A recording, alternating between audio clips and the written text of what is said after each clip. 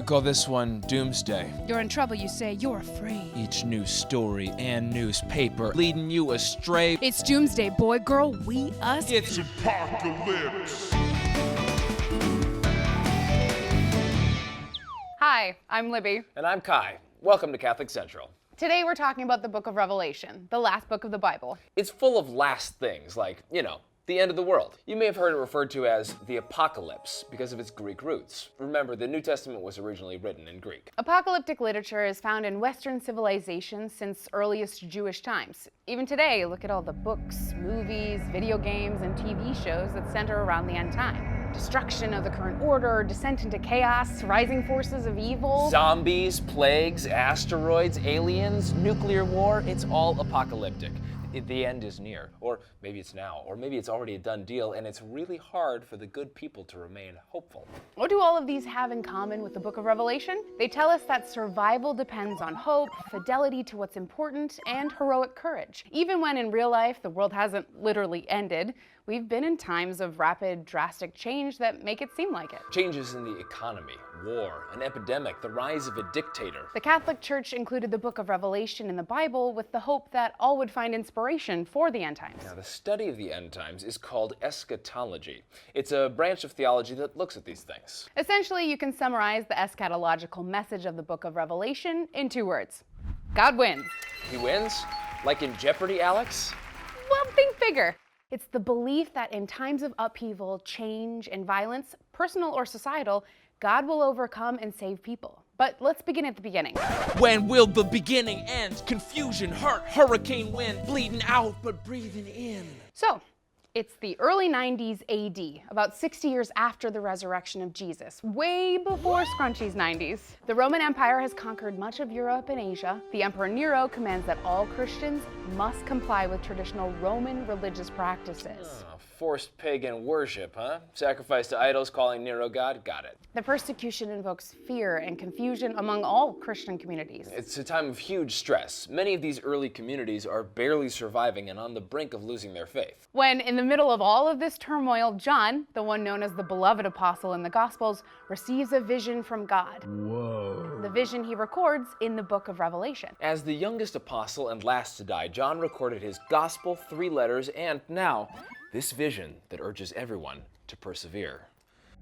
Then I saw an angel standing on the sun. He cried out in a loud voice to all the birds flying high overhead, "Come here, gather for God's great feast, to eat the flesh of kings, the flesh of military officers, and the flesh of warriors, the flesh of horses and of their riders, and the flesh of all, free and slave, small and great."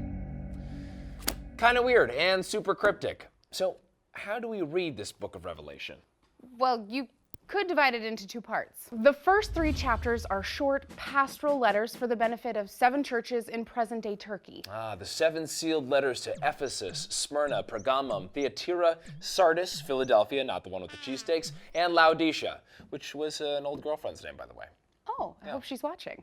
John calls for a renewed faith, unity, and courage, and predicts the downfall of the Roman Empire. Inviting them to take the long-term perspective on God's work in this world. The second part, the remaining 19 chapters, are less concerned with pastoral problems and focus on evil and persecution at large. Oh, these must be the visions. Yes, a series of visions that begin with the resurrected Christ and end with his eternal reign. You'll find poetic imagery and language similar to the Old Testament prophets. I think Ezekiel, Zechariah, Daniel, Isaiah. Apocalyptic literature is generally focused on the forces of evil and its hold on the world in times of transition and chaos. Pay attention to John's numbers as well. He uses 4, 7, and 666 liberally. 4 references the elements of the earth and physical creation. Think of the 4 points of the compass as representing all earthly directions. The 4 horsemen of the apocalypse bring havoc to the 4 corners of the world. 7 signifies completeness and perfection. The opening of the 7 seals in chapters 5 through 8 mark the second coming of Christ. And 666, in our culture it means serious trouble. This superstition got started in chapter 13, where the number 666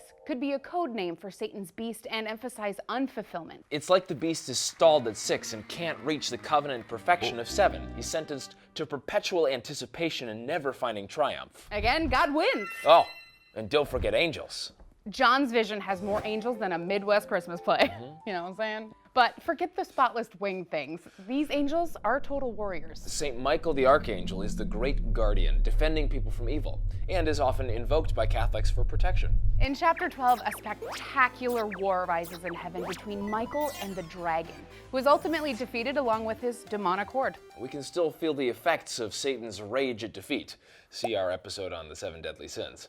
His temptations are powerful. Okay, so does John say this whole end of the world thing is coming soon? Well, his coded language does appear to predict the fall of the Roman emperor at the time, and of the Roman Empire itself, which occurred within a few centuries. But in every age, there have been people who make connections between the angst and tribulation of their own time and the imagery of Revelation. So we get a lot of prophets of doom who've predicted that the end of the world is next Tuesday. Other ideas about the end times also trace back to Revelation. But not all. Keep in mind that the Antichrist and rapture aren't actually mentioned in the book of Revelation. The Antichrist is a term for deceivers in John's letters. But John is clear that Jesus' second coming will be a swift surprise, like a thief in the night. The book of Revelation is more of a how-to than a when. The how-to is making sure our lives are in union with God, and that we seek the good for ourselves and others, no matter what is happening in the world. Acknowledging John's humanity, we can probably say he didn't intend his writings to be a prediction for the 21st century. But acknowledging God's divinity, Catholics trust that God sees people's sufferings, tyrannies, and persecutions.